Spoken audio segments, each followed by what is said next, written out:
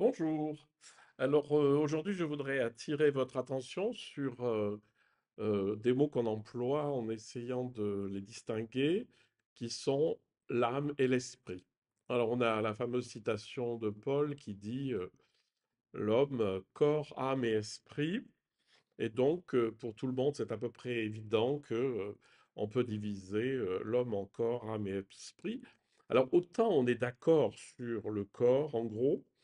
Et autant sur l'esprit et sur l'âme, on peut discuter de ce que chacun se représente dessous.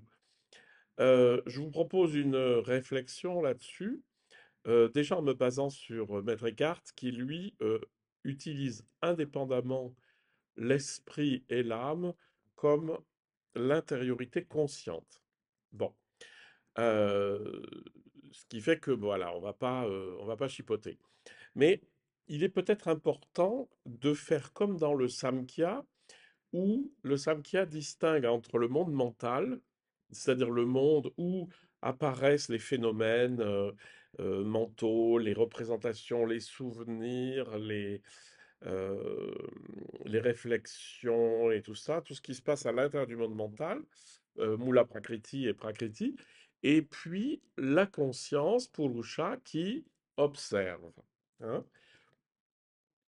Si on met ces deux concepts ensemble, Purusha et Prakriti, c'est-à-dire le monde mental qui est finalement très cérébral, quoi, et puis la conscience qui, elle, n'est pas cérébrale du tout, et on pourrait dire, bah tiens, peut-être que l'âme, c'est la conscience et que l'esprit, ça serait tout ce qui est à l'intérieur de l'esprit, c'est-à-dire les pensées, etc. Alors bon, j'ai quand même eu des discussions avec des gens qui ont dit, ah mais non, moi je vois exactement le contraire. Enfin, il y avait des personnes qui n'étaient pas du tout d'accord. De toute façon, il n'y a pas de vérité sur ce que ces mots veulent dire. Et il suffit pas d'aller chercher dans un dictionnaire.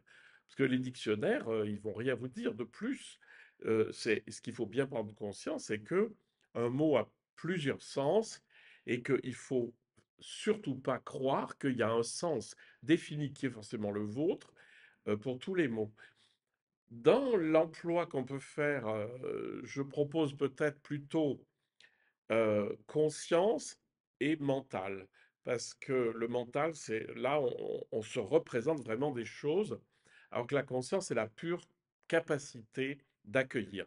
Vous avez ça dans le Samkhya que j'ai retraduit, c'est la métaphore de la danseuse, où le monde mental est comme une danseuse qui n'arrête pas de danser devant le regard fasciné de la conscience, qui est un petit peu bébête, et jusqu'au moment où la conscience prend conscience de ça grandeur et de son infini, son infinitude, si vous voulez.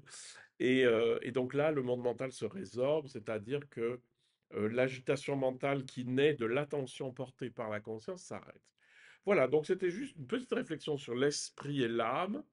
Méfiez-vous, définissez toujours les objets euh, que vous utilisez. Par contre, chez Maître Eckhart, on peut dire que le monde mental fait partie du corps. C'est-à-dire que le corps, euh,